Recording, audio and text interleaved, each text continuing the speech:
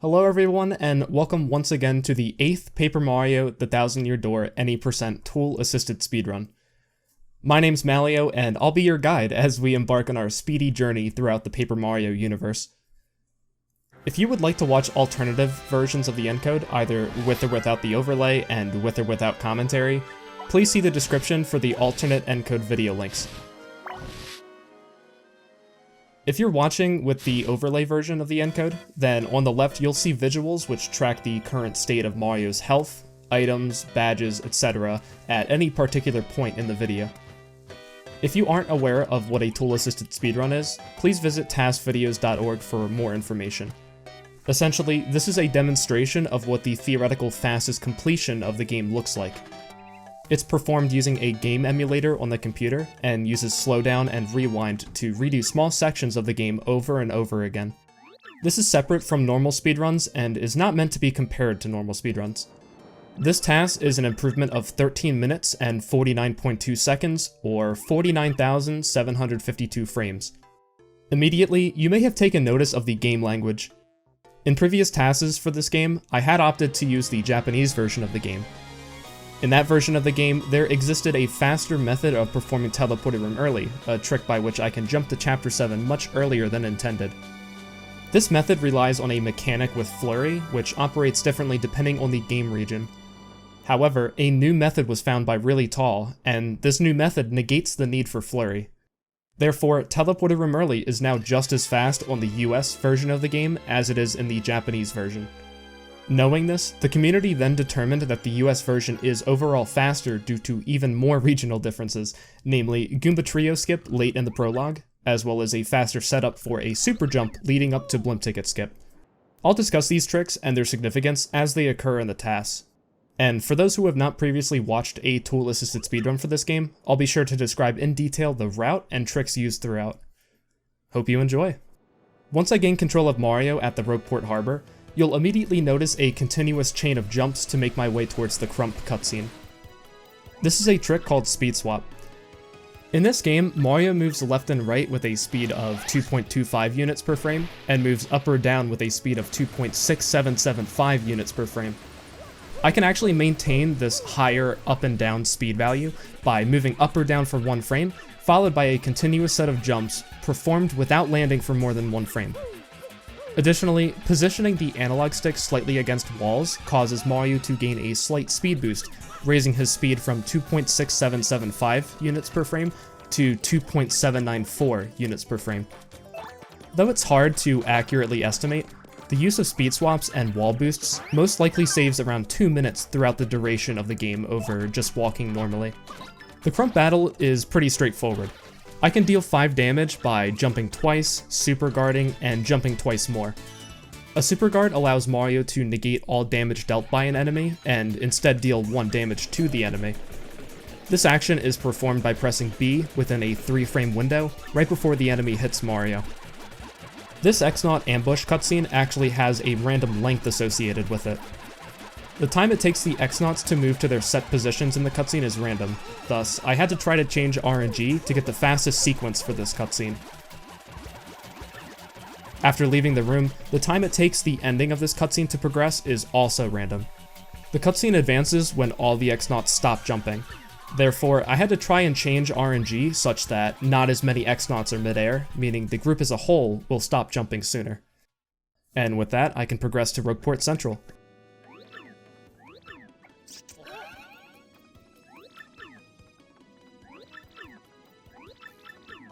This cutscene's pretty slow and boring.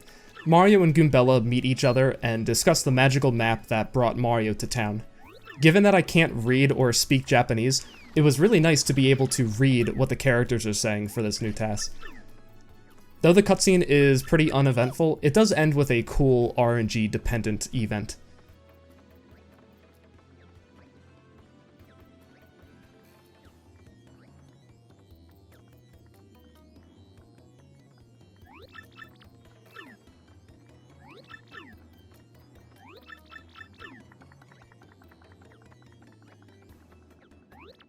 During the Goombella partner cutscene, Goomthur the Goomba walks onto the screen. Goombella demonstrates her ability on Goomthur, and then he walks off screen. Even though Gunther is currently in this cutscene, he's also simultaneously walking in the overworld. If he turns around in the overworld as he's walking off screen, he will actually turn around in the cutscene too, resulting in a pretty silly looking moonwalk. This doesn't save or lose any time, but it looks super silly, so I figured I would include it. Just like the previous TAS, the route was modified to avoid talking to Zesty and ordering her contact lens. Since I don't need to talk to her, I can head directly to the item shop. In the item shop, I buy 9 fright masks. These fright masks can be used to scare away enemies quickly. And additionally, they will help with the XP route, as using a fright mask in battle causes only 1 star point to be rewarded to Mario. In the following room, I perform a trick called Fence Skip to avoid talking to Professor Frankly. Goomfrey the Goomba walks within a certain circle in the room, but by positioning him along the very edge of the circle, I can cause him to walk beyond his normal bounds. Luring him towards Merlin's door and opening the door causes Mario to get pushed outside by Goomfrey's hitbox. This skips the need to talk to Frankly to remove part of the fence blocking the sewer pipe. While in this black void, certain collision is inactive, allowing me to first make my way to the right and grab Double Dip, and then head left towards the pipe. The Double Dip badge will be used in the Shadow Queen fight to get Yoshi into peril instantly in order to deal more damage to the Shadow Queen. Though I never talked to Frankly, a flag in the game's code recognizes this is my first time entering the sewers and thus sets Frankly to appear in the sewers and follow me. In the US version of the game, this platform moves far enough left to allow for Mario to get pushed inside the left wall. This allows me to skip the normally required Goomba Trio battle to save around half a minute. As you'll come to find shortly, Frankly is going to be following us for quite a while, so I hope you get used to that. In this room, I only break the right yellow block. Upon returning to the sewers later, you'll find that I can utilize the left yellow block to shave off a small bit of time later on.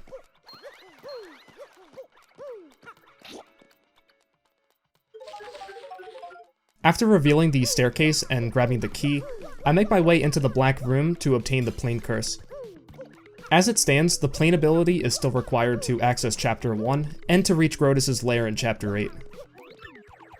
Though you may think that the plane panel in the sewers is a necessity to reach the 1,000-year door room, as you'll see after Chapter 1, it's actually possible to skip that plane panel and still reach the 1,000-year door room. Additionally, there's a way to skip both the plane panel entering Hooktail's Castle and another plane panel further in the castle. Thus, there are only 2 required uses of the plane ability left in the run. In the event we find ways to skip these required uses, I would no longer need to obtain the plane ability in the TAS.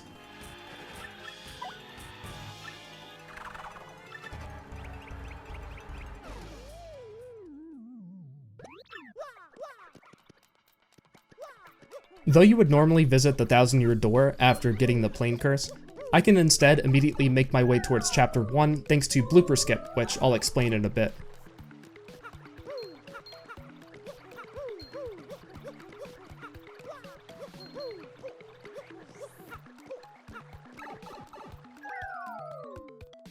If I jump first frame when entering the room with the Chapter 1 pipe and continuously jump frame perfectly until I reach the boat panel, and then fall into the water, the game fails to set Mario's respawn position. Instead, it remains at the default coordinates, which are at the center of the room. This allows me to spawn right by the pipe to Chapter 1, obsoleting the need to visit the 1,000-year door room and listen to Frankly during the long cutscene afterwards. The general use case for this respawn bug is called Hazard Respawn Glitch.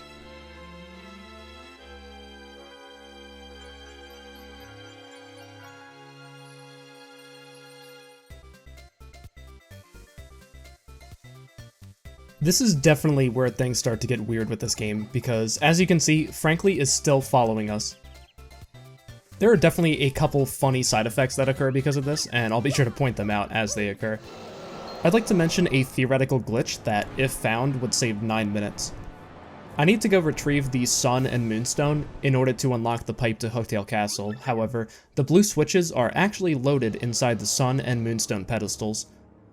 If I was to somehow interact with both of those switches and hit them quick enough, I'd be able to skip all of Petalburg and Shwonk Fortress. Unfortunately for now though, the community currently does not know of any way to do this. The movement in this room might look a bit weird, but it's actually faster to diagonally move down right so that I can get a wall boost for a small period of time. In the following room, I can perform another hazard respawn glitch to skip the process of revealing the bridge, which saves several seconds. Fortunately, the bridge will automatically spawn once I reach a further point in Chapter 1, so I don't need to worry about doing this a second time. Additionally, I grab a fire flower to be used in the gold fuzzy fight a bit later into Chapter 1, and frankly went for a swim. Hope he's having fun tagging along with us. Now that I've reached Petalburg, I need to speak with the mayor of the town in order to unlock the passageway to Shwonk Fortress, which holds the sun and moonstones. Along the way, I can jump over NPCs and fall over top of their hitbox. Doing so causes the game to eject Mario out of their hitbox with a faster horizontal speed than normal, which saves a few frames.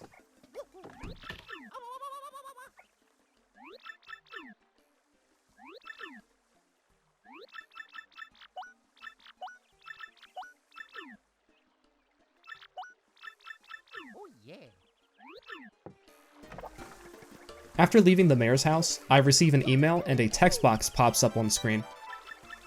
In order to prevent additional text boxes from popping up later in the run, I need to read an email at some point. I'll do so when entering Hooktail Castle, since I have to pause anyway.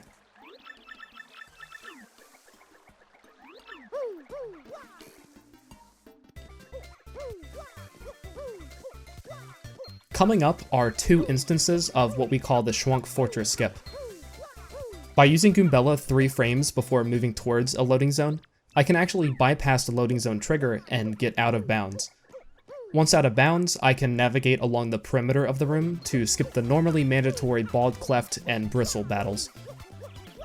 For the other rooms along this trail, they're pretty straightforward. The only slight challenge was manipulating RNG such that the enemies don't get in my way and allow me to take a direct path to the next loading zone.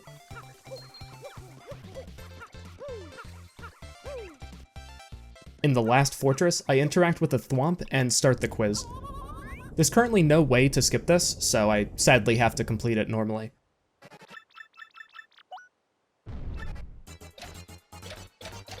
During this quiz, there is a small chance that on questions 2, 3, and 4, the Thwomp will ask, "Are you sure?" for your answer. That is to say that on questions 1 and 5, the Thwomp will always ask that. Whether or not it asks this on questions 2 through 4 is randomly determined, so I had to try to manipulate RNG such that I do not lose frames to being asked if I'm sure about my answer. Meanwhile, we have Frankly awkwardly standing next to the Thwomp.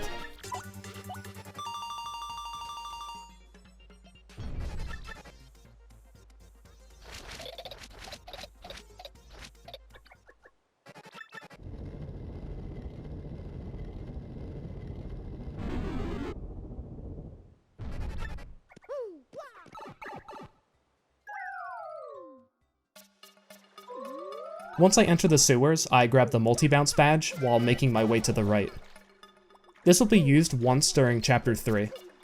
It's also worth noting that it's a few frames faster to go to the right before going to the left, just due to small differences in movement. For both of the fuzzy fights in the sewers, I can end them quickly through the use of fright masks. Oddly enough, items can never drop from these fights, so there's no way to avoid grabbing the fire flower earlier in Chapter 1. For these hallways, it's equally as fast to wall boost off the back wall as walking straight in the middle of the room. Upon leaving some of these hallways, I managed to get Goombella to fall through the floor. I can't really tell you why this happens, but it's hilarious nonetheless.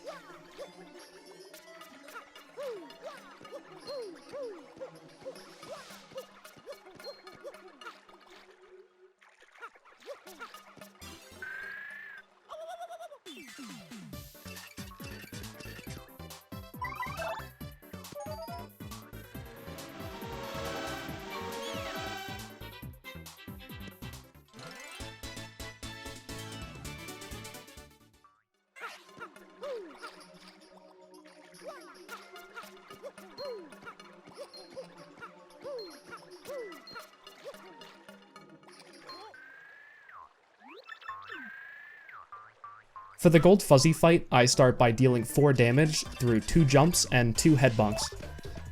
From here, the fuzzy horde spawns. The length of this cutscene, similarly to the X-Naut ambush in the Prologue, is random. I used a brute force script to try wasting frames in different places to try to reduce the duration of this cutscene, and moved on once I could not find a better solution for some time.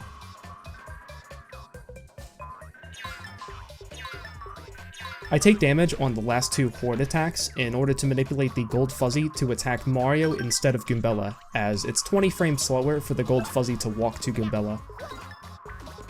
Afterwards, I can jump on the gold fuzzy twice and use a fire flower to end the fight.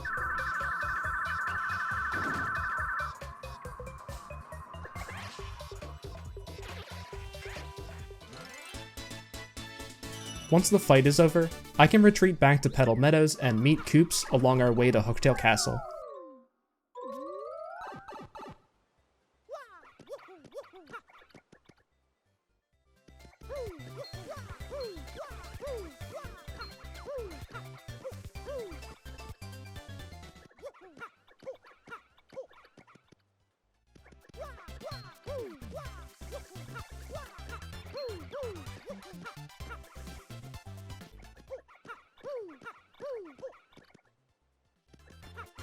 In this room, I take a slight diagonal such that I approach a fence towards the left side of the room. I can save time overall by using a wall boost along these fences.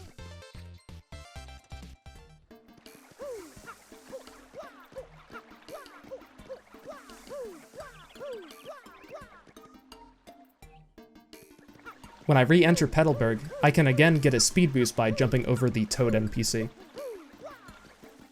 Once I make my way west of Petalburg, I meet Koops. Originally, we believed that I would have to obtain Koops and forego skipping him like I did in a previous task for this game. This was due to a trick in the Great Tree that we thought required Goombella, who wouldn't be available at that point due to side effects from skipping Koops. Then it was found that we could perform that glitch without Goombella, so I got the okay to skip Koops. Then, another trick was found which requires Koops in Chapter 7. I've had to redo this chapter countless times, but in retrospect, I can confidently say that I'm happy that I revisited this chapter in order to avoid leaving in any routing mistakes.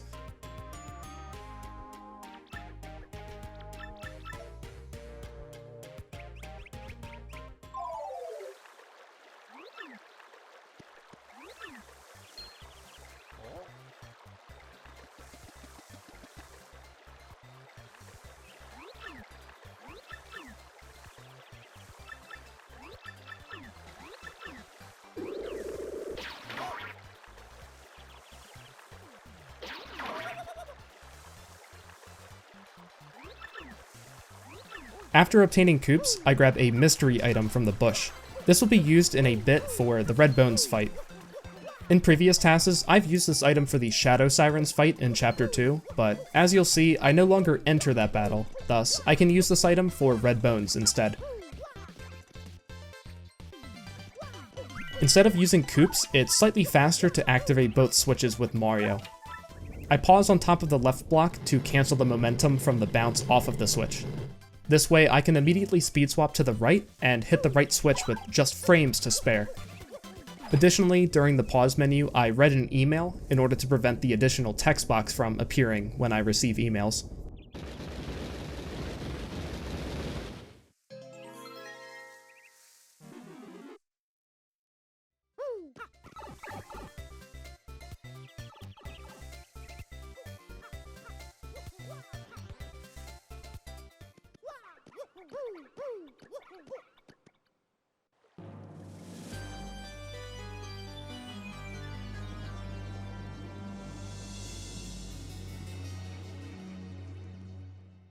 I can skip the use of the plane panel outside of the castle by performing a very precise jump across the bridge.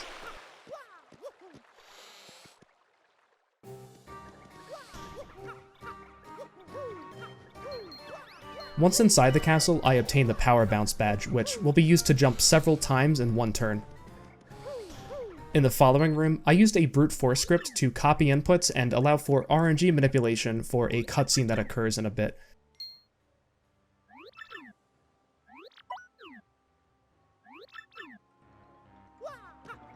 When I reach Red Bones, I jump right as the cutscene starts. The length of this cutscene varies just like the X-Naut ambush and the Fuzzy Horde. Right when Koops starts talking, I can hammer, which causes the fight to immediately start for some reason. This prevents me from having to hammer my way through the dull bones to get to red bones, which saves a few seconds. In just a single turn, I can end the fight by using the mystery item and manipulating RNG such that the mystery produces a Thunder Rage. As a result of Goomba Trio skip, I don't level during this fight. This doesn't introduce too many issues though.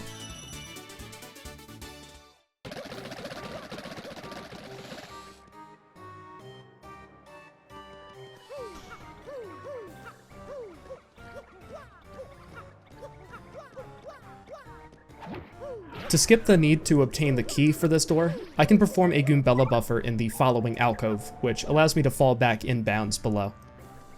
When I return to the previous room later, the game will advance to a later state in which the door is actually unlocked. I can save a bit of time here by shooting Koops to the right and just barely hitting the switch, as opposed to shooting him left when we're close to the switch and holding him until I approach the cell bars. This saves a bit of time over movement. And from here, I can reach the spike room and obtain the cursed chest key.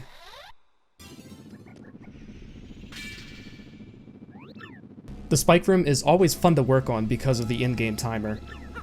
It was fun to try and shave off as much time as possible here, and I managed to leave the room a few frames faster than the previous task.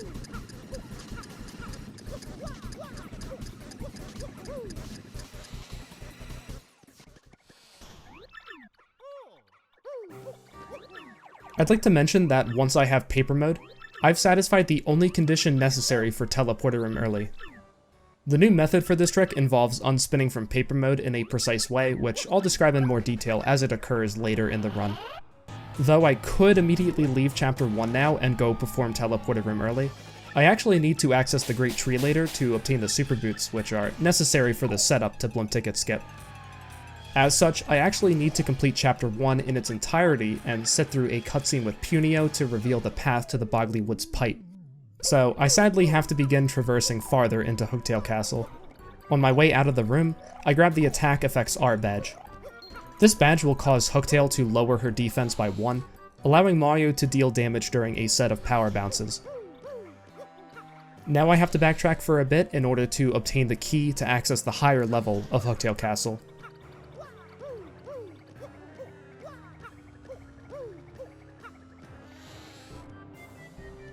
You may have noticed some peculiar movement when I grab the Attack Effects R badge, and I do the same here.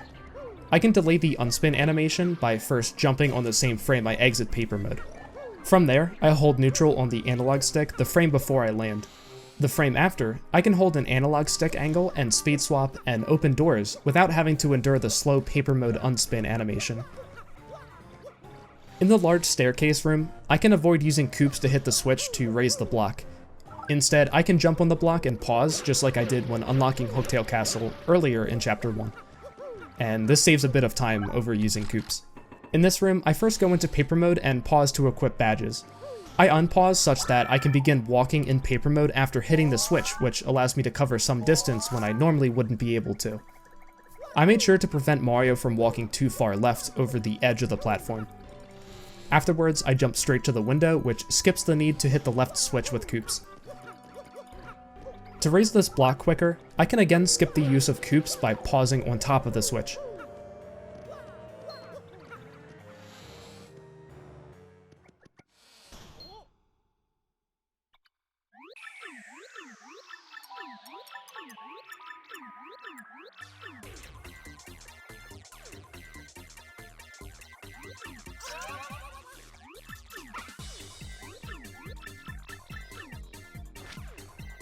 Once I enter the room with Mouse, I can obtain the key to reach the East room. After grabbing the key, I need to additionally grab the honey syrup from the other chest in order to have enough FP to defeat Hooktail quickly. I can avoid this dull bones by repeatedly pausing frame perfectly while moving downwards. I can skip the use of the plane panel in this room using a floating point precision perfect trick. There's double-sided collision for the bars in the higher portion of the room, which means that there is a very, very small gap between these pieces of collision. I can input precise analog stick inputs during a neutral jump to offset my position down to a millionth of a unit to properly obtain this necessary position. This allows me to simply walk to the right and reach the door without having to use the plane ability. After obtaining the last key to the castle, I can unlock the last door to finally reach Hooktail's lair. This spiral was optimized a lot better than the previous TAS thanks to help from a community member named Piston Miner. He made the outer wall of the spiral invisible, and for the inner wall, which is really a collection of very tall rectangles, he generated alternating colors when the angle of the wall changes. This allowed me to observe when I was approaching a different inside wall, allowing me to anticipate when I needed to change my angle to maximize speed obtained from wall boosting. For the Hooktail fight, we designed the route for this fight to allow me to complete the first phase of the fight in a single turn as opposed to 2 turns. To sufficiently do this, I need to perform 18 consecutive power bounces, and if you're well informed about TTYD mechanics, you'll realize how absurd this is. For Hooktail, after the 8th bounce, there is a 2/3 chance that the game will prevent you from performing any additional power bounces. So from the 9th to 17th jump, I need to not get capped. Therefore, the probability is 1/3 raised to the 9th, which is a 1 in 19,683 chance. On top of that, I also need to get a bucket to drop and hit Hooktail, which is a 2% chance. Thus, the combined probabilities yield a chance of 1 in a million if done humanly. However, I can use stylishes between jumps by pressing A at the peak of my jump in order to influence RNG. This can be used to get multiple attempts at avoiding a cap for a particular jump. A brute force script was used to do this, and eventually I was able to successfully obtain both an 18 cap and the bucket drop afterwards. To end the first phase, I can just use Koops to deal the last 2 damage.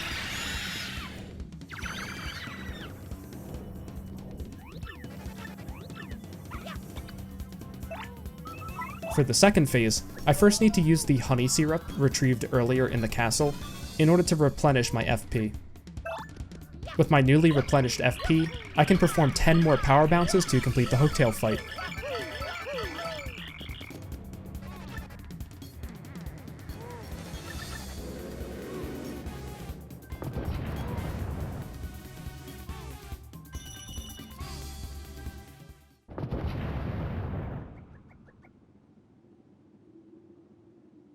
Gotta love the incorrect lighting for Frankly in this cutscene.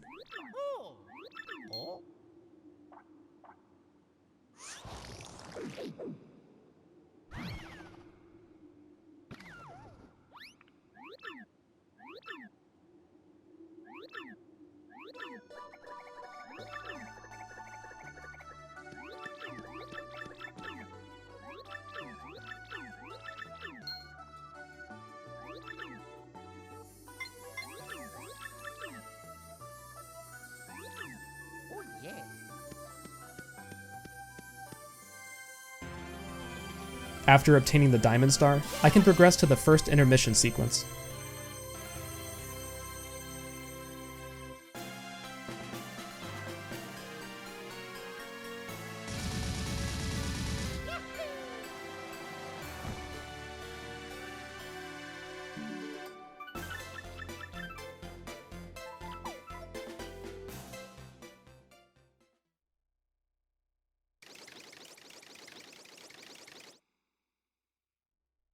As a side effect of still having Frankly follow us, he actually shows up during the intermission, and he seems to blend in with the X-Nauts because no one seems to notice that he's there.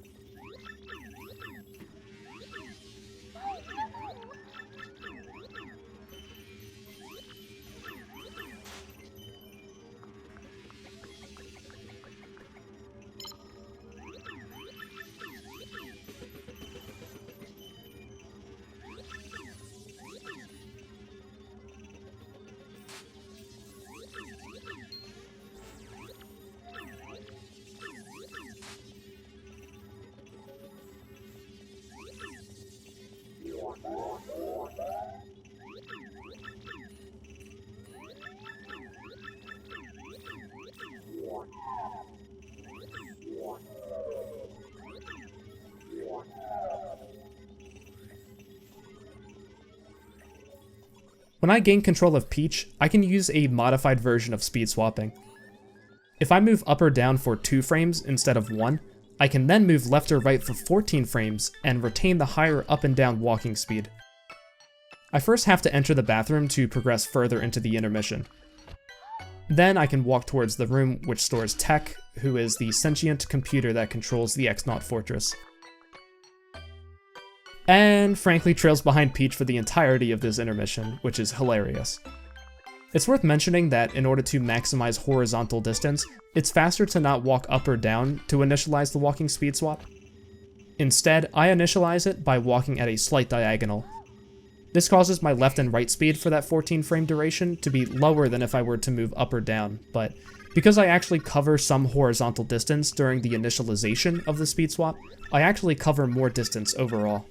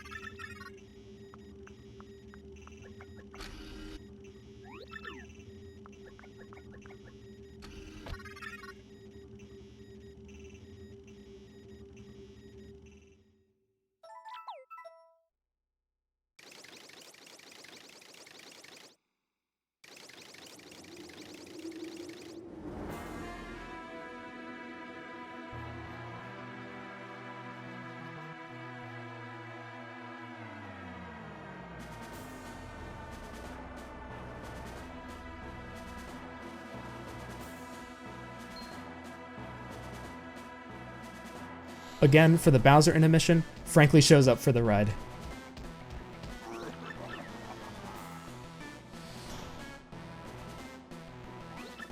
I can again use walking speed swaps, just like with Peach, to walk faster with Bowser.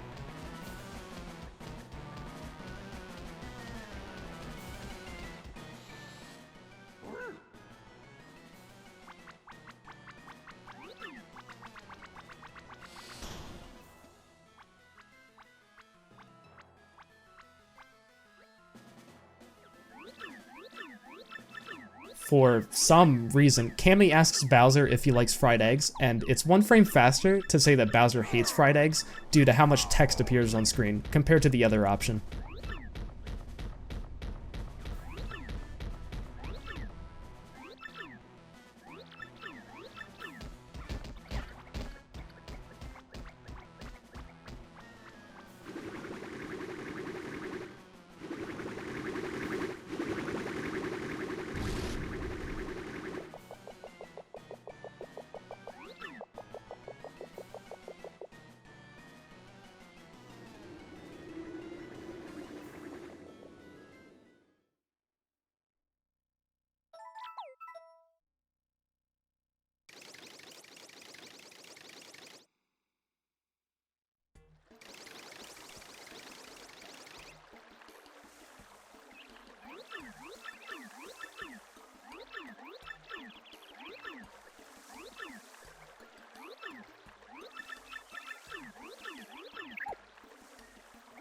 After returning back to Petalburg once more, I grab a Mega Rush P badge for later.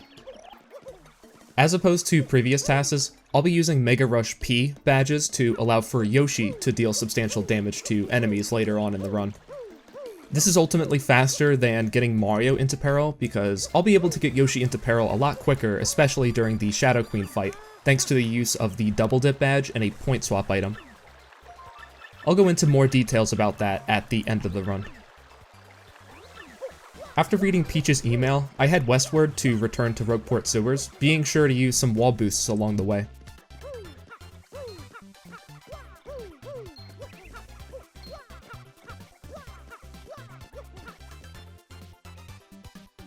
Along the way, I grab a mushroom.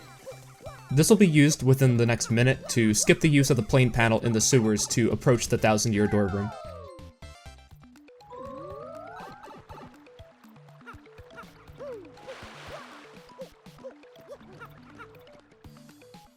In the first sewers room, I jump from the stairs to the platform, which actually saves time over going through the bars in paper mode. In the following room, I can drop down on top of the yellow block using paper mode. This reduces the duration that I'm falling for, and allows me to directly land on top of the pipe right after, overall saving a handful of frames. Next, I go into paper mode up against this yellow block, unspin, jump, and use an item. Doing so causes Mario to jump before using the item, and the item causes his jump to reset, allowing for a second mid-air jump. Thanks to Mario's smaller paper mode hitbox not resetting immediately, I can rise above the yellow block and have my hitbox reset to allow me to land on the yellow block. I visit the 1000-year door in order to progress to a state that will allow me to unlock the pipe to Boggly Woods.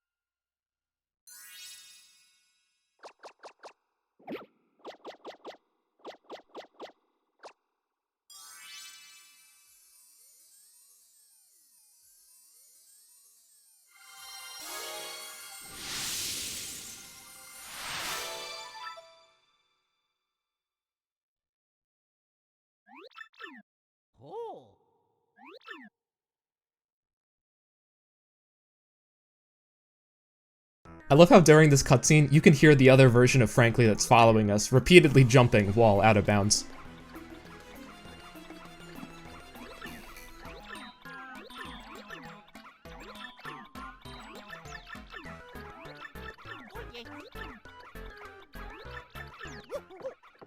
After speaking with the real Frankly, I make my way back into the sewers to talk to Punio. Like I mentioned before, I need to access the Great Tree later into the run in order to obtain the super boots, which are necessary to set up Blimp Ticket Skip. Because of this, I need to talk to Punio to have the passageway to the pipe unlocked. Funnily enough, there is actually a small gap in the wall between the room's wall and the outline of the passageway opening. It's actually possible to squeeze Mario inside this gap and reach the Boggly Woods pipe without talking to Punio. However, upon return to Rogueport, there's no known way to bypass the outline of the blocked passageway, as the gap in the wall cannot be exploited the other way around. Unless a method is found to bypass this wall when coming from Boggly Woods, I sadly have to talk to Punio here.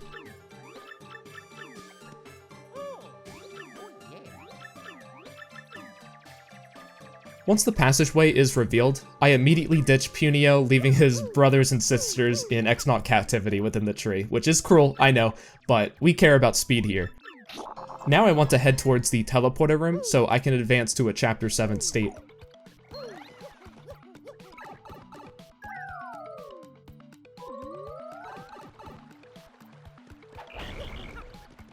I can use Hazard Respawn here to get placed on top of the center blocks, allowing me to make my way towards the west sewers. After I perform Teleporter Room early and obtain a Chapter 7 state, I'll be able to go to the Great Tree and access the Super Boots.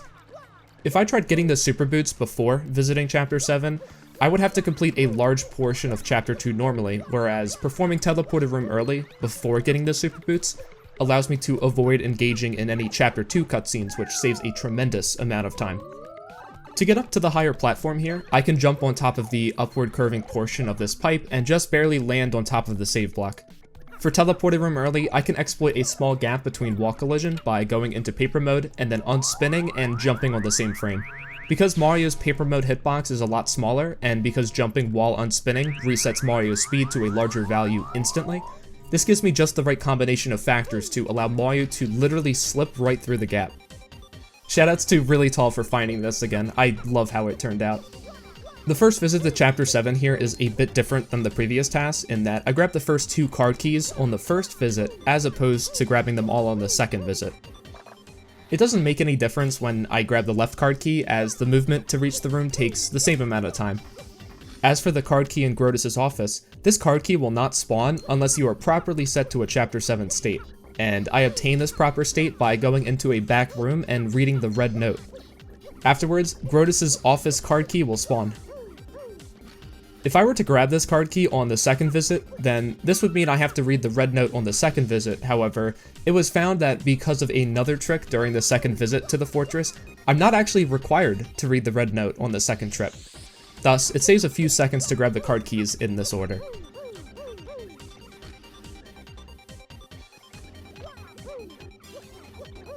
After grabbing both card keys and reading the red note to reach a Chapter 7 state, I can now backtrack to the Great Tree in order to get the Super Boots. While doing so, I need to obtain 2 Mega Rush P badge drops.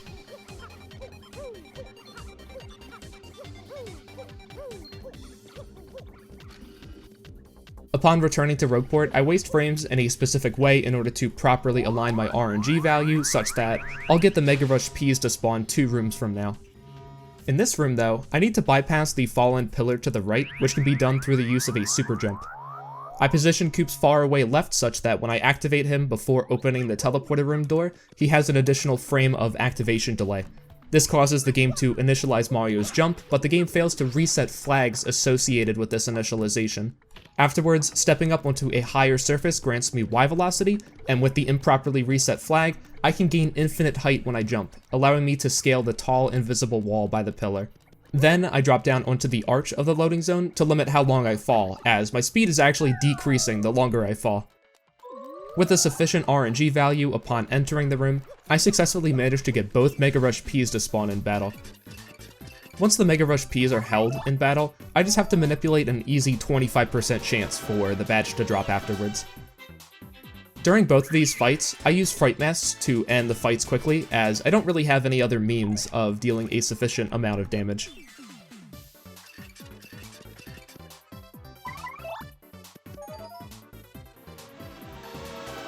When leveling up, I ultimately want to keep my FP at a maximum of 5. This will allow me to get Yoshi into peril very quickly in the Shadow Queen fight, and there really aren't any issues for any other fights if I only have 5 FP. With that, I choose to level up BP in order to be able to equip more badges later on. Afterwards, I can continue on my way to get the Super Boots.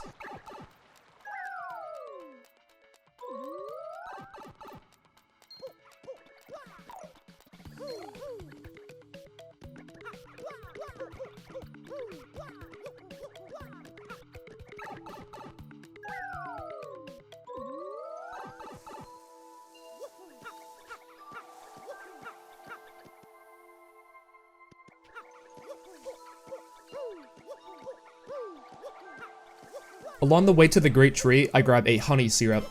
This will be used in Chapter 7 to perform a brand new skip for the factory room. And it's faster to grab an FP item like this than an HP item, because FP items actually have a shorter animation when you use them when compared to HP items. I don't really know why, but it's quite a substantial time difference.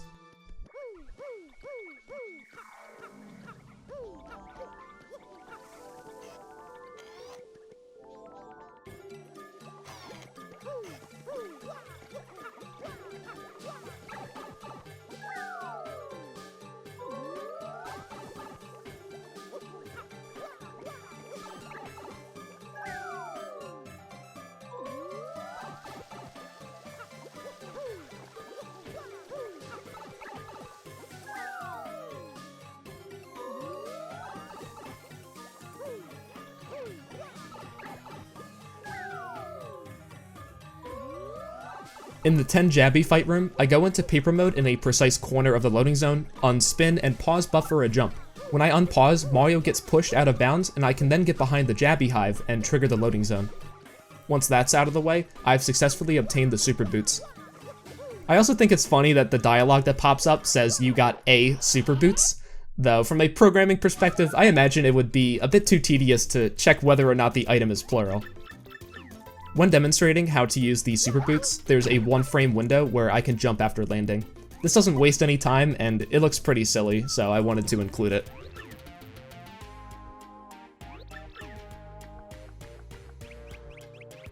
When retreating to the previous room, it is possible to use a Goombella buffer to get out of bounds, bypassing the need to ground pound the floor panel. However, switching to Goombella ultimately takes too much menuing time to make it worth it.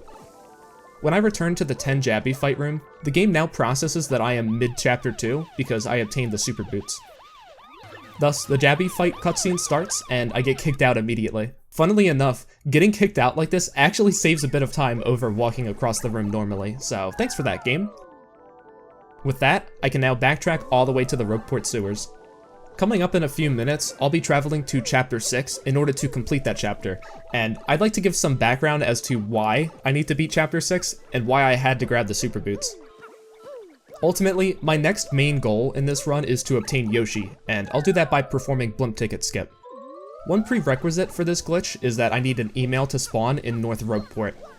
The particular email that I use in North Rogueport only spawns if you complete Chapter 6, and thus I need to beat Chapter 6. In order to access Chapter 6 at this point, I need to travel through the blue warp pipe in the sewers. These blue warp pipes can only be unlocked by using these super boots to ground pound on top of large blue switches, thus, the super boots are currently required in the run for the sole purpose of accessing Chapter 6. When taking loading zones, I can actually ground pound on the same frame as when I take the loading zone, which makes for a pretty funny room transition. This doesn't waste any time.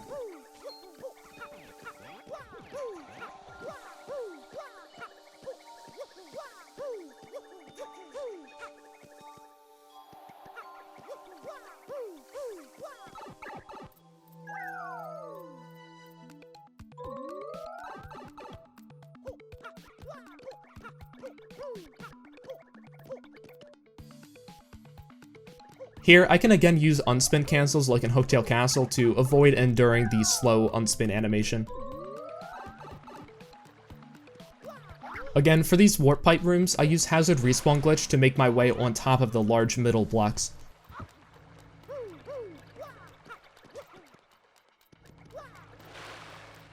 After unlocking the pipe to Poshley Heights, I can immediately fall in the water again to perform another Hazard Respawn Glitch. This allows me to reach the blue pipe and enter Chapter 6. In order to beat this chapter, I'll need to perform a super jump to reach a switch that's very high up in the Poshley Sanctum. To set up this super jump, I first read the note outside of the sanctum. This sets me in a Chapter 6 state in which the game processes that I've already completed the XS Express storyline. With this state, I'll be able to access the XS Express and leave as soon as I want. Should I not read this note, then entering the XS Express would cause the chapter to start from the beginning, and Mario would actually be stuck on the train heading towards Riverside Station. The entire reason for the need to access and leave the train is to make use of a US and PAL exclusive email on board. This email can be used to obtain jump storage, which is the state in which Mario's jump is initialized but flags are not correctly reset. The use of this email, as opposed to using a secondary save file, like in the previous TAS, offers a very substantial time save, and is one of the largest reasons why US is now quite a bit faster than Japanese. I used Koops from far away, right before acquiring this email, and thus I now have jump storage. In this state, jumping normally will cause the jump to reset after one frame, thus terminating jump storage. So, up until I reach the Sanctum, I need to use walking speed swaps just like during the Peach and Bowser intermissions.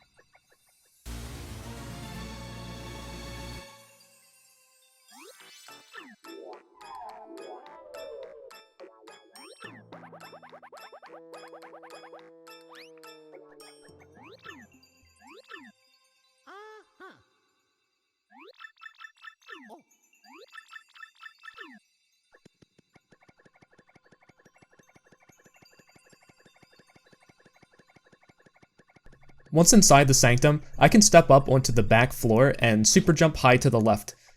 Off screen, I hit a blue switch, which reveals the pipe to the back room. From there, I can obtain the Garnet Star.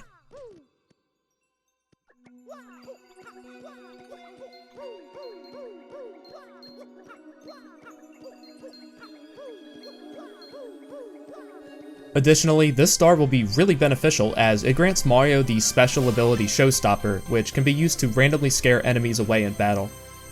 You're in for a doozy because this ability will be used on 2 fights, one in particular that you would not expect.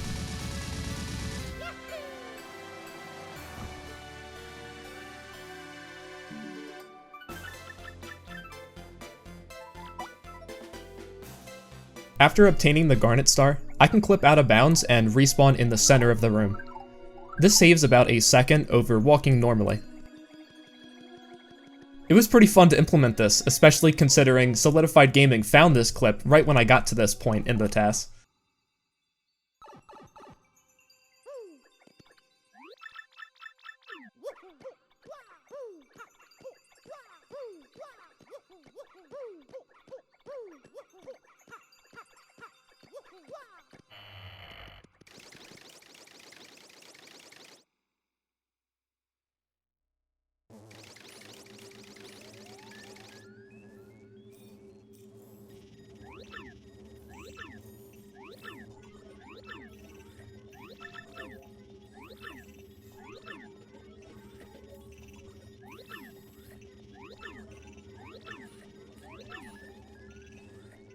I now return to the Peach intermission, and again, frankly, still creepily follows behind Peach.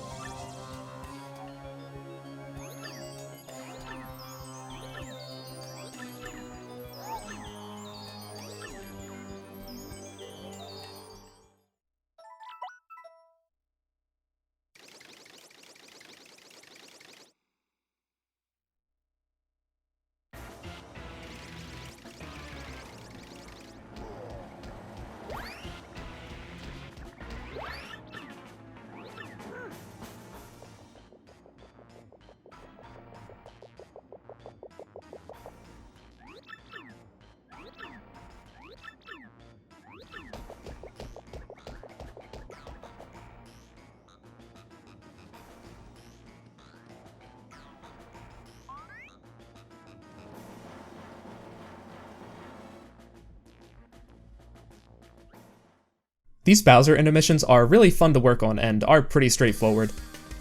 Initially, I was stuck because I couldn't make it past the second fire bar without waiting a large amount of time. After playing around for a few hours, I managed to just barely avoid the fire bar's hitbox and jump over it.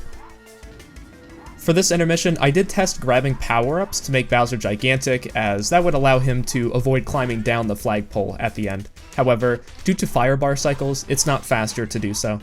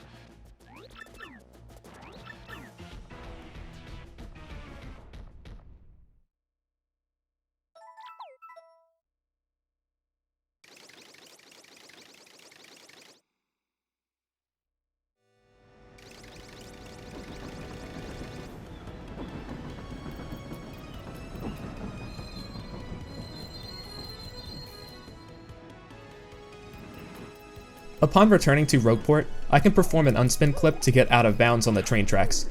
Then I set Koops up far enough to the left such that he has an extra frame of activation delay when I enter the email cutscene.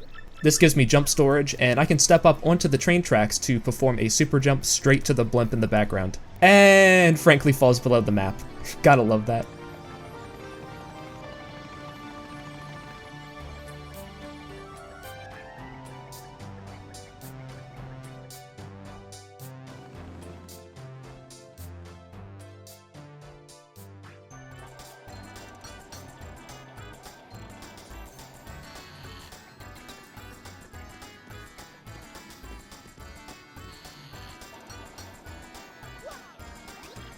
Upon arriving at Glitzville, I leave and re-enter.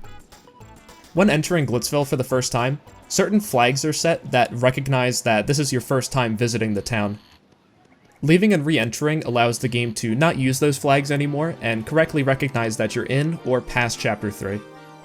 This allows me to actually enter the minor league locker room, otherwise I wouldn't be able to walk past the guard. When arriving back in Rogueport, the animation of the blimp landing at the station is 7 seconds shorter than in the Japanese version. For some reason, the developers just sped up this animation for the other regions, so I'll get a free time save of 14 seconds since I returned to Rogueport 2 times total.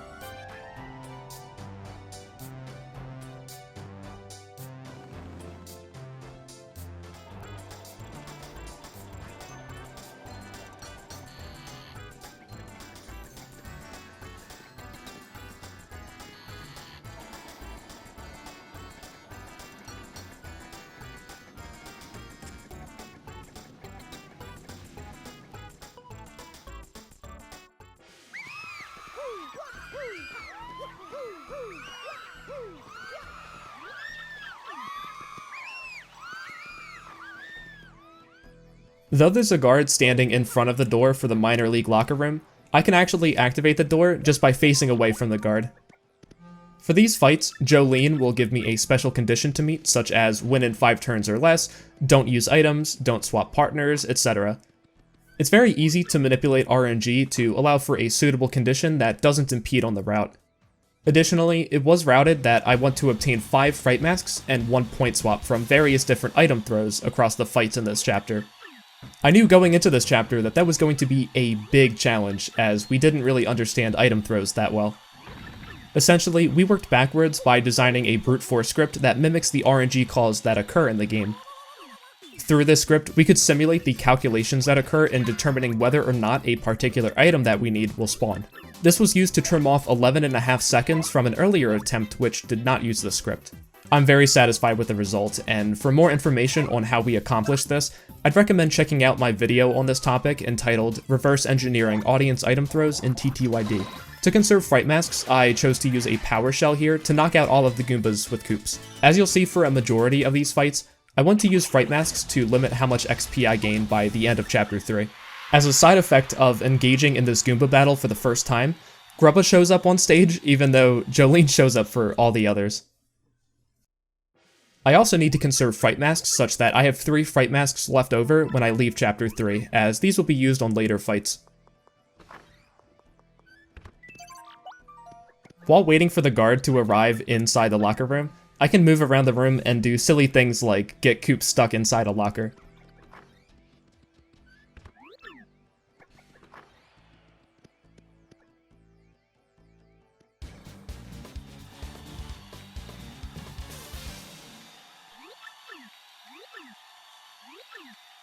For this KP Koopa fight and the following Pokey fight, I was nowhere near the RNG values necessary to produce an item throw, thus I had to just complete these fights normally.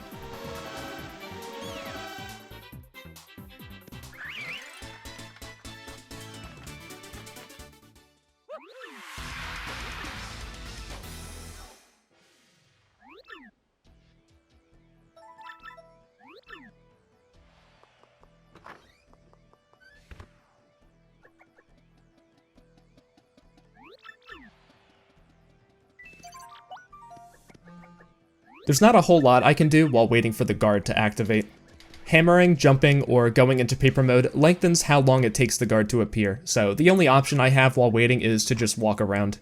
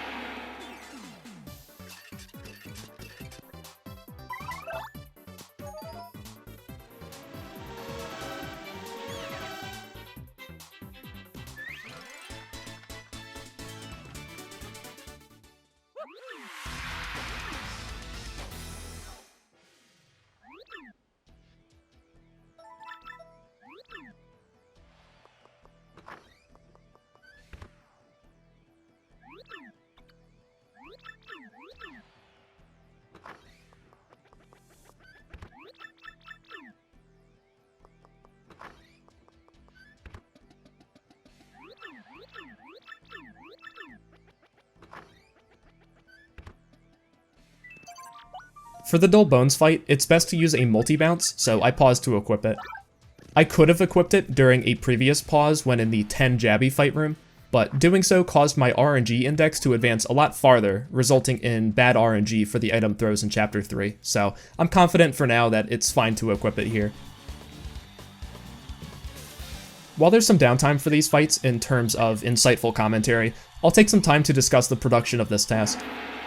So firstly, this task was finished with a total of 253,000 re-records, meaning I loaded a save state 253,000 times. This may sound like quite a lot, but it's put into perspective when you recall the various brute force scripts I've used throughout the task. On several occasions, I've let these scripts run overnight, so they definitely load save states a very considerable amount in a short period of time. Additionally, during the production of this task, there were multiple instances in which I had to backtrack due to modifications to the route, including multiple times in Chapter 1. As a result, I had to let the brute force script for Hooktail run a total of 5 times, I think, for all the different modifications to the route that occurred. Additionally, when I originally reached Chapter 8, I noticed that I had actually made a text modification for the Chapter 8 intro cutscene. Essentially, after making this modification, the game ROM was repackaged such that particular regions of the game's data was shifted around from its normally intended location. Because of these issues, the task did not correctly play on the authentic version of the game. I had to restart from the beginning of the prologue, salvage some of my movement inputs, and resynchronize the entire task on the real version of the game. This definitely contributed heavily to the re-record count, because I had to rerun all of my brute force scripts an additional time to redo RNG-dependent scenarios. But after working on this for more than 3 months, I'm happy that I was able to finally complete this task.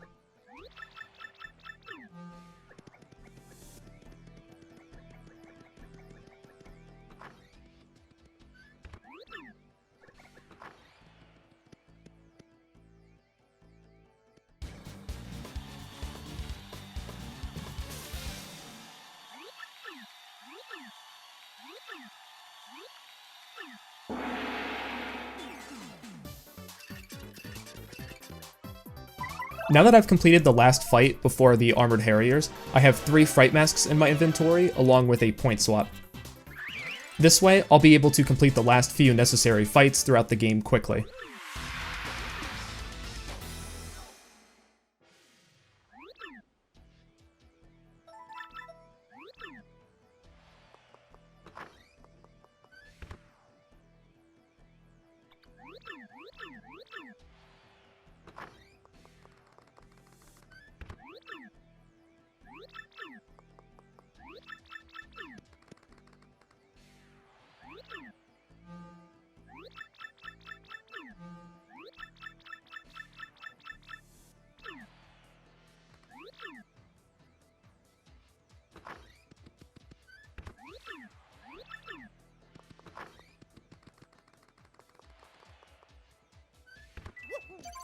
Though I get a condition which states that I need to let my opponent damage me 5 times, it doesn't matter what condition you get for the Armored Harriers fight.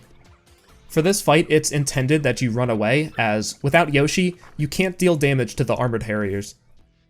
And once I run from the battle, we can meet Yoshi.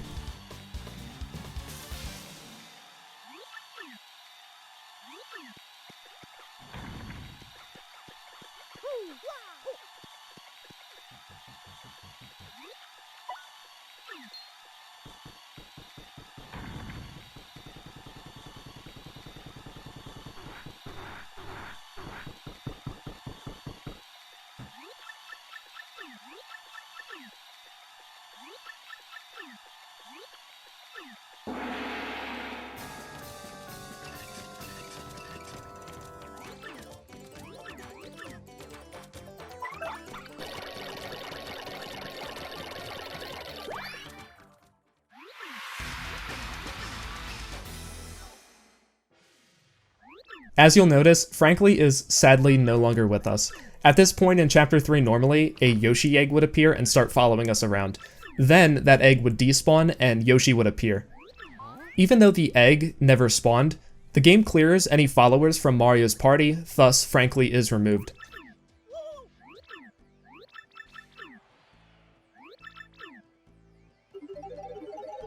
For naming the Yoshi, it's fastest to just press start to instantly set the Yoshi's name to the default name.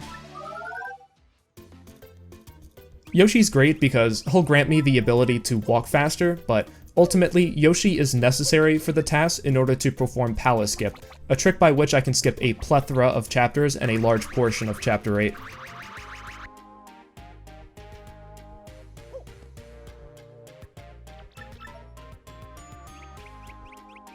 After obtaining Yoshi, I can now backtrack to Rogueport and go to Chapter 7. When riding Yoshi, he has a horizontal movement speed of 3.375 and an up and down movement speed of 4. This value fluctuates depending on what angle I use when moving with Yoshi. Because of this, you'll notice that when I'm walking horizontally, I'll actually be moving at a diagonal that produces a faster horizontal speed of 3.433. Additionally, Yoshi can also utilize wall boosts to further raise his speed.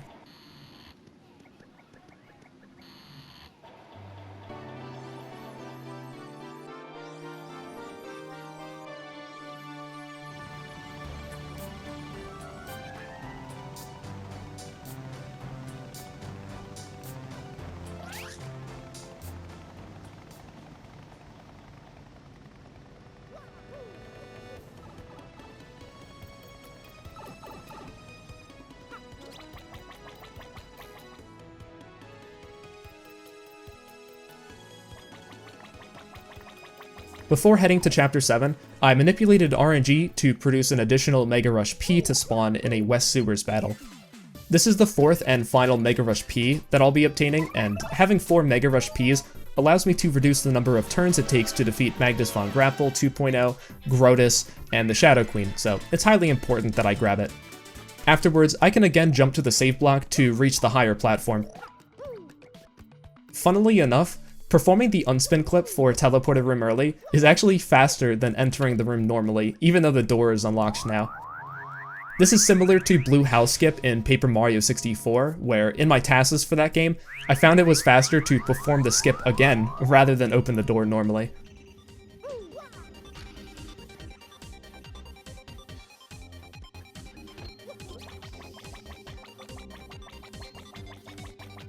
I encounter this Elite X-Naut and manipulate a stopwatch to drop from the battle.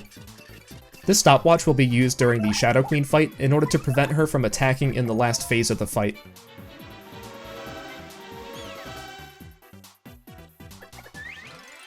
Afterwards, I position Koops in such a way that he grabs the item on his ricochet. While doing so, I activate the elevator panel, which causes the item to drop on the ground.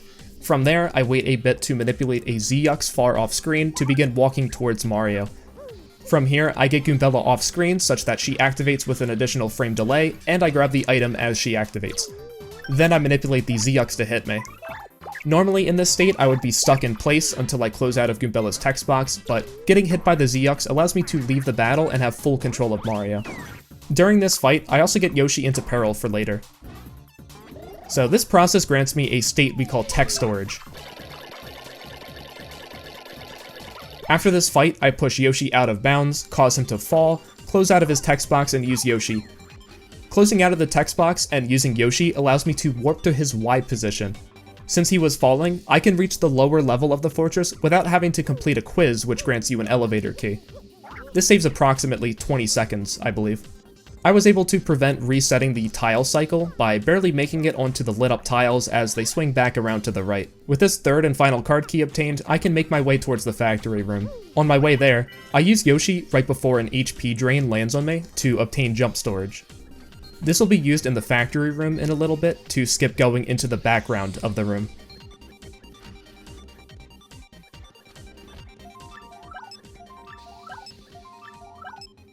Once inside the factory room, I can step up onto the conveyor belt to get Y speed and jump over the tall wall to the right. From here, I position Koops such that Mario lands below when Koops shoots out.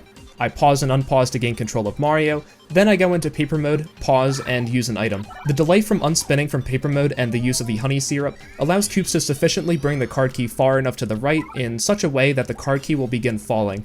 From here, I switch to Yoshi and activate him as the item falls on me. This grants me jump storage again, and I can use that to perform a super jump by walking onto the scooter here.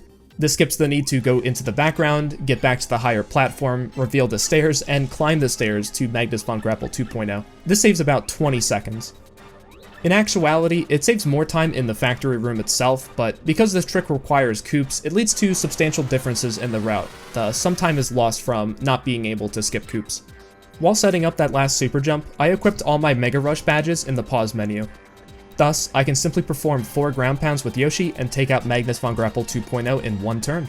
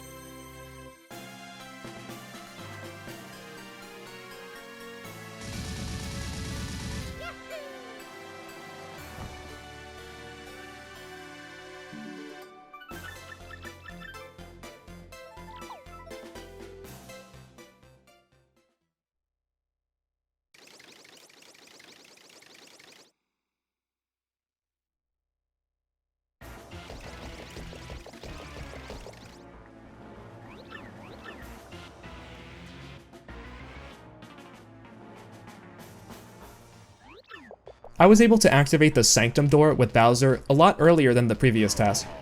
Part of the issue is that when you let go of the analog stick, Bowser is actually slowly moving still, which prevents you from being able to open the door.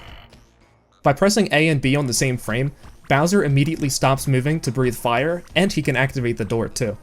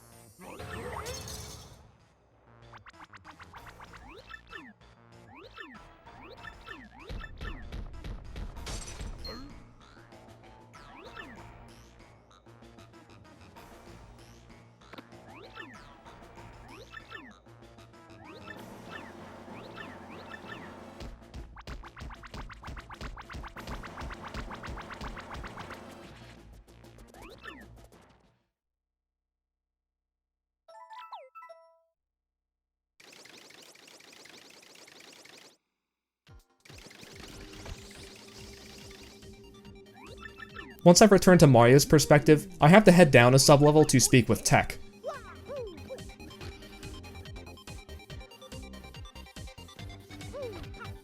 For the elevators, it's fastest to activate the elevator as far to the left as possible, because this reduces the amount of time it takes for Mario and Yoshi to walk in the center of the elevator, allowing the elevator to spawn more quickly.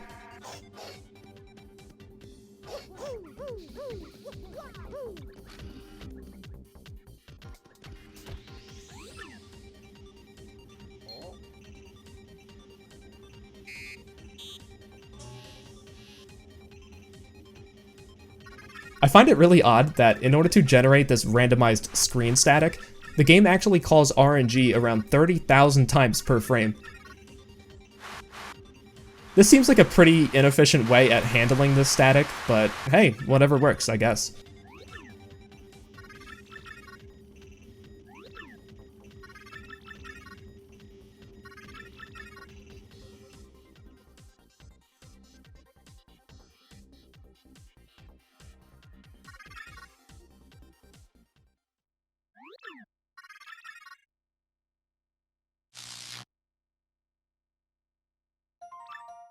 After tech shuts off, I can backtrack to the teleporter and make my way back to Rogueport so I can advance to Chapter 8.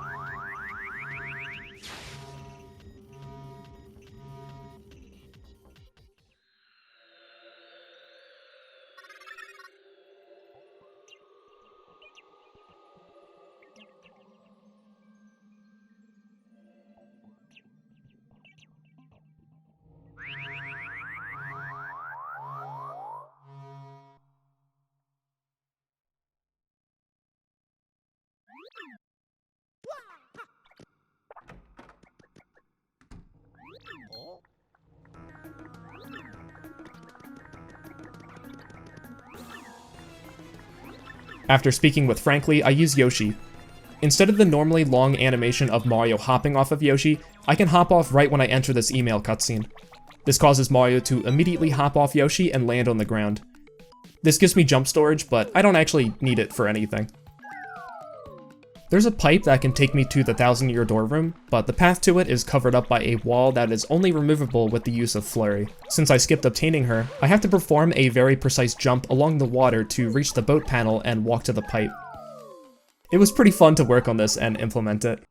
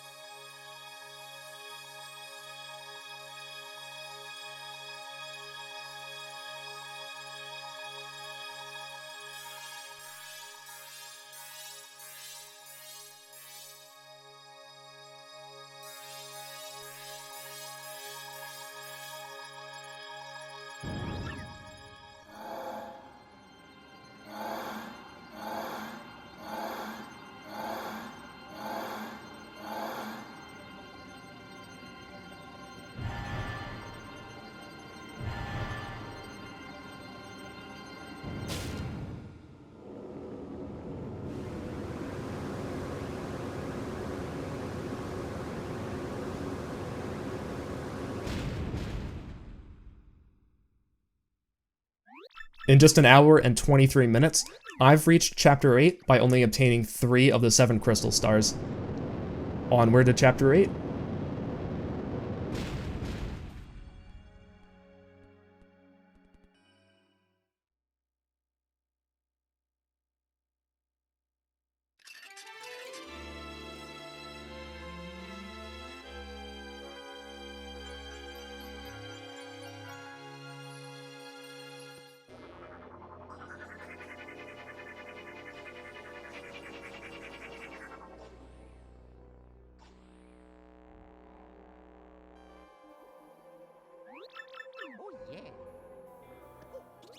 The beginning of this chapter is pretty straightforward. I use Yoshi as often as possible and utilize wall boosts to give myself additional speed.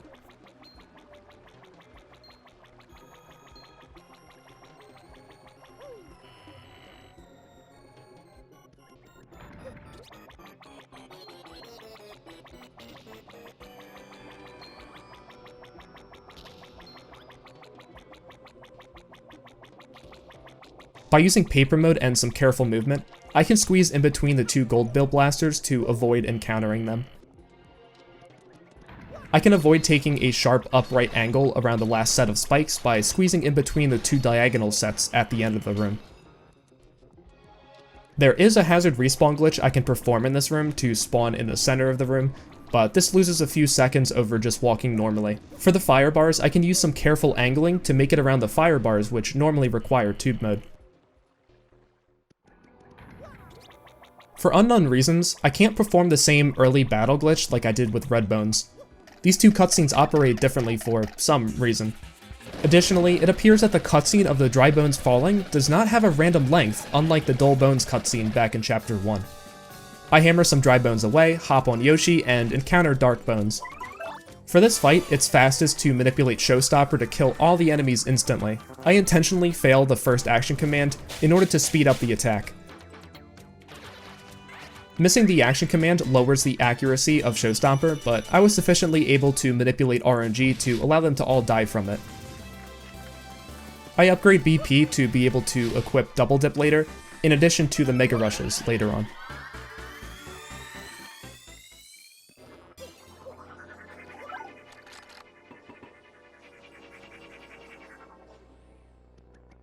Just like before, I can bypass both sets of the Gold Bill Blasters by using Paper Mode.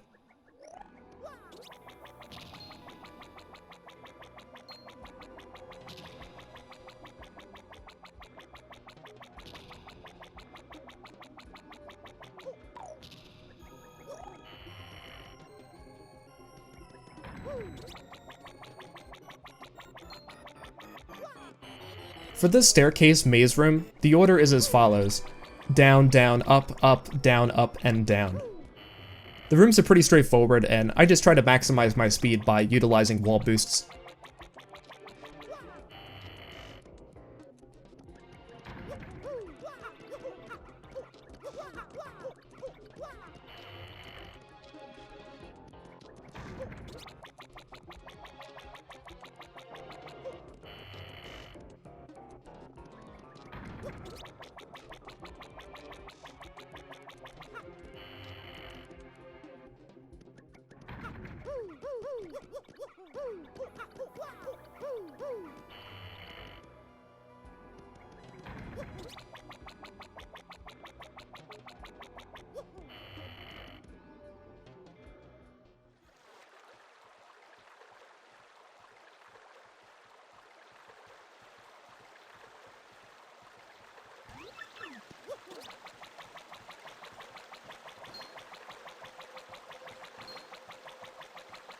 Thanks to Palace Skip, I can avoid visiting Riddle Tower, which means I don't need Boat Mode, the Ultra Hammer, Vivian, Bobbery, or the Ultra Boots.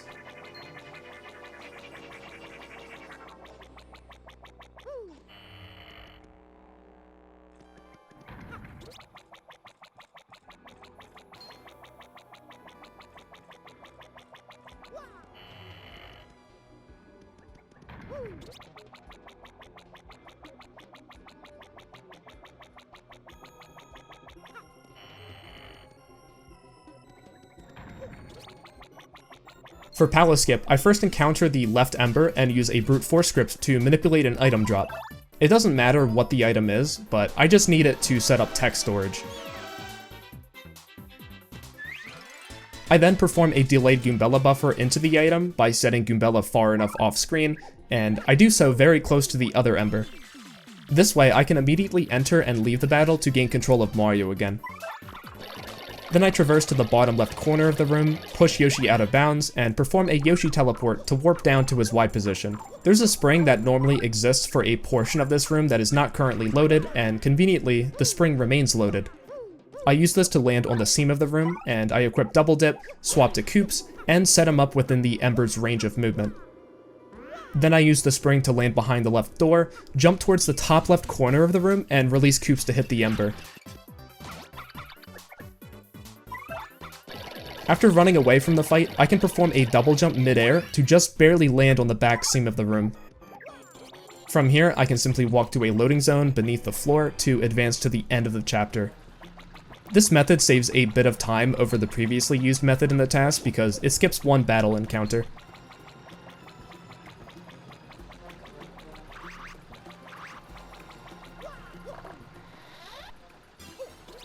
After grabbing the key, the game recognizes that I'm at the end of the chapter and loads the previously unloaded portion of the room. I take the plane panel straight to Grodus' lair. Though it's a small detail, I activate the plane panel on the very lower edge of it.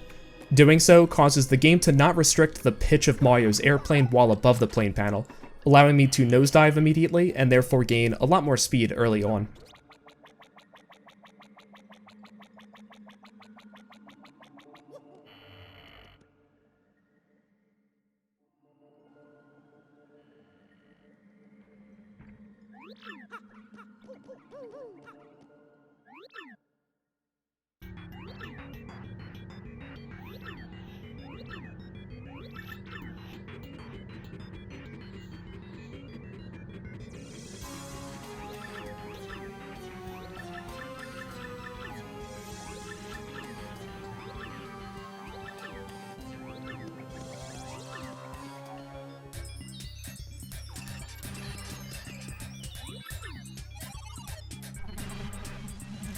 During the Grodus fight, I need to get Yoshi into peril, and I can do so by having him get hit by Grodus' lightning and a Grodus X.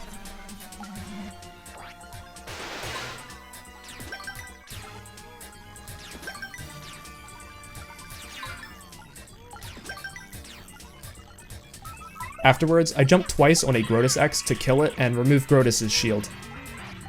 From here, I can simply perform 4 ground pounds with Yoshi to defeat Grodus.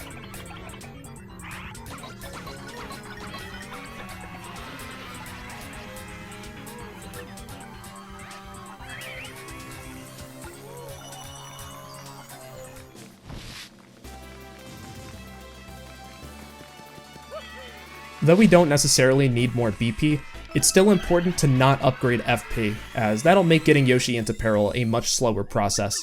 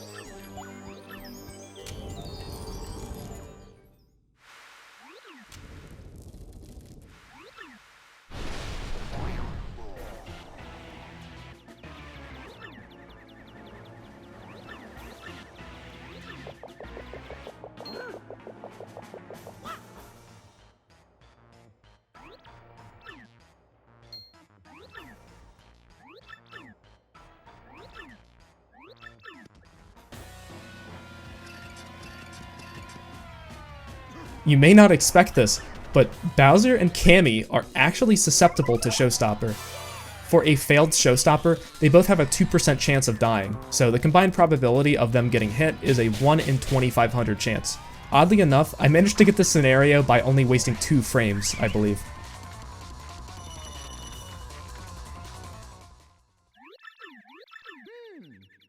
Instead of walking towards the Shadow Queen normally, I can perform something called the Gloomtail Warp, and I head back left to perform this. This is a very complex trick to explain, so I'm going to start now. First, I jump on the spring to reach the higher platform. Then I hop on Yoshi, hit the spring twice, and on the second hit, I hop off of Yoshi. Because the spring is still oscillating when I land the second time, this allows me to get jump storage. I can't control Malleo during this initial bounce, so I position him under the door frame to limit how much height I get. Then I hit the spring and land back up. From here, I go into paper mode, hit the spring, and then hold neutral, R, and press A and Y on the same frame to activate the plane panel. Doing so maintains my jump storage and paper mode. From here, I spam left over the plane panel, which for some reason allows me to gain much more height than normal, allowing me to translate this into horizontal speed to get to the door frame quicker. Because I'm in a weird state of paper mode, I can actually land on the door frame. I get out of this weird paper mode state and then re-enter a normal paper mode state. From here, I step up onto a higher portion of the arch to get Y velocity, and I can super jump all the way to Gloomtail's room. Entering this room in the game's current state starts a cutscene that occurs in this room, involving Frankly. Finishing this cutscene places us at a point right before the first phase of the Shadow Queen battle, saving around 2.5 minutes.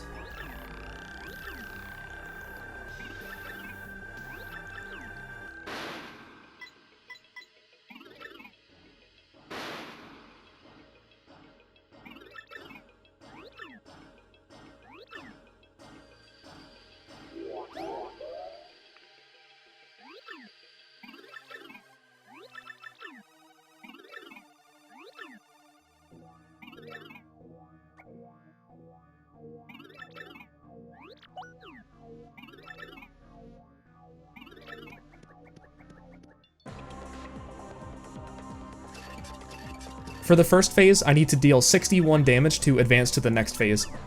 To do so, I need to get Yoshi into peril. I can do this by manipulating the audience to hit Yoshi on turn 1. Then I let the Shadow Queen strike Yoshi. Afterwards, I have the audience hit Yoshi one more time to bring him into peril. Then I can just perform 4 ground pounds.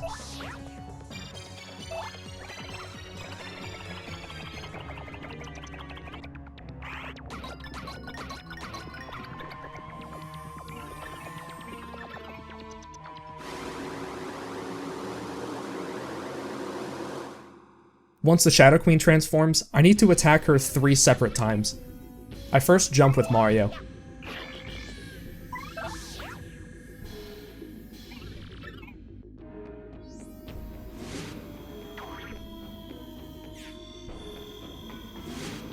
For some reason, attacking with partners does not count as a hit, so I manipulate a boo from the audience to attack the Shadow Queen, which actually counts as the second hit. Afterwards, I land another hit with Mario to end this phase of the fight.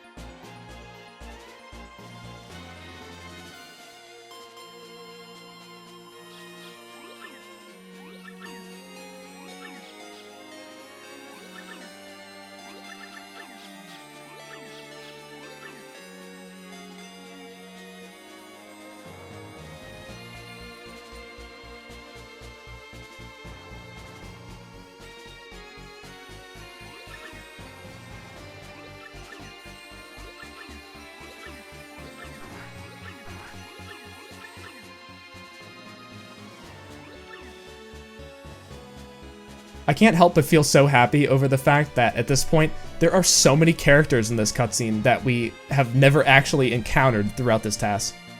It's amazing how much the community has broken this game.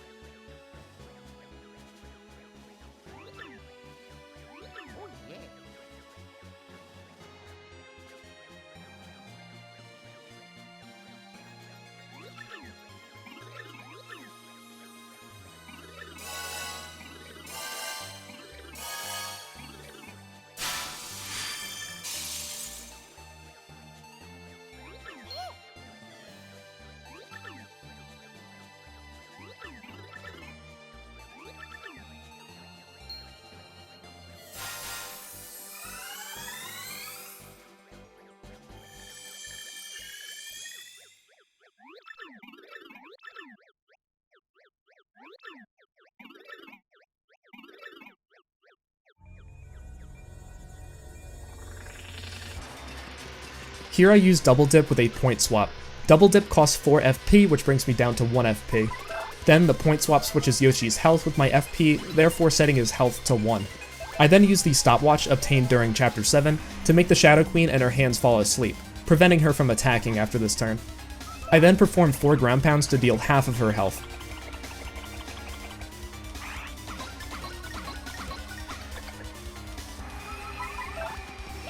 And on the following turn, I again use 4 ground pounds and successfully defeat the Shadow Queen.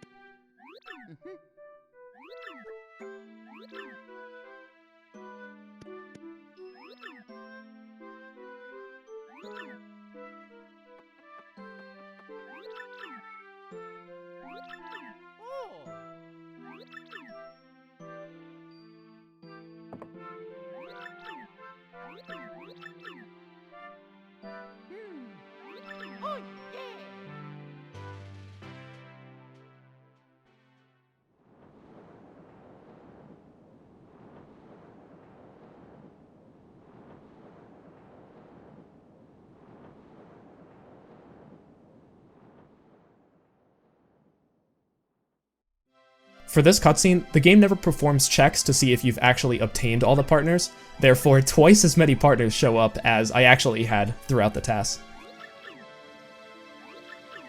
I know that I have made so many TASes for this game, and a lot of people ask me why I'm willing to put myself through that so many times. I have to be honest in saying that I really enjoy creating these to show off new glitch discoveries made by the community, and show how crazy this game's speedrun has become. I love being able to face a problem, whether it's the Mega Rush P drops or the Chapter 3 audience item throws, struggle with it, and then succeed in solving the problem. TASing isn't easy, and it's not for everyone, but I'm happy that I've found and stuck with one of my biggest passions for so long.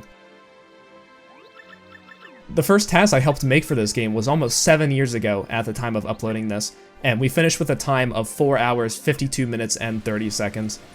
It's crazy to think that if you were to play this new TAS 3 times, I would have defeated the Chapter 7 boss on the 3rd playthrough by the time the first TAS finishes the game. It's just insane that the game has reached this point. At the time of uploading, this TAS is now faster than 9th place for Paper Mario 64 any percent RTA, if you were to time this TAS using the RTA method. The time gap between Paper Mario 64 and TTYD is shrinking, and I wouldn't be surprised if at some point we find that TTYD can be completed faster than PM64. I'd really like to thank everyone who has supported me throughout the development of this TAS. I was lucky enough to become partnered on Twitch during the creation of this TAS.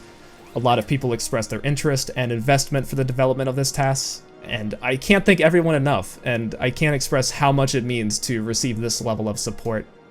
Thank you all for what you do. Additionally, I want to thank Solidified Gaming for his various glitch discoveries over the years, including the newly added super jump in the factory room in Chapter 7, Really Tall for being the first to perform the new teleported room early method, and ultimately being the sole reason that this TAS was able to happen. I want to thank Muzz Yoshi for the thumbnail and intro image for this TAS. I want to thank Vaniv for routing. I want to thank JD Aster and Trivial171 for contributing to RNG manipulation procedures. Without them, I would have undoubtedly lost tens of seconds throughout Chapter 3 and for the Mega Rush P-drops. I want to thank Piston Miner for his help in making the Hooktail Castle spiral easier to optimize, and for offering insight about the best ways to go about brute forcing the RNG. I want to thank Cool Kirby 2000 and Master June for their generosity in allowing me to work with them for the first TTYD TAS.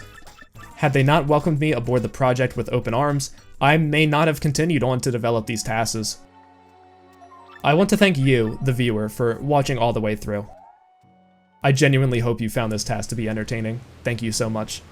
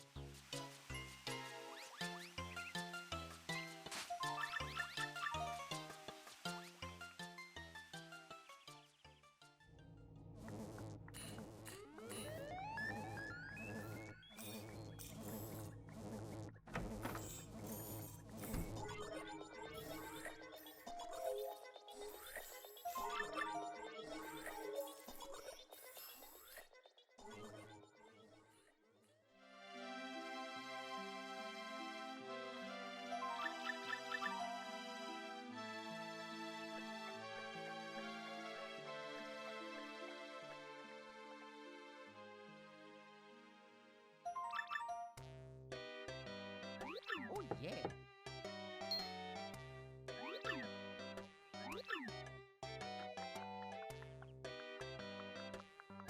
The final TAS timing is 1 hour, 47 minutes, and 9.03 seconds. RTA timing for this TAS is 1 hour, 46 minutes, and 53.22 seconds.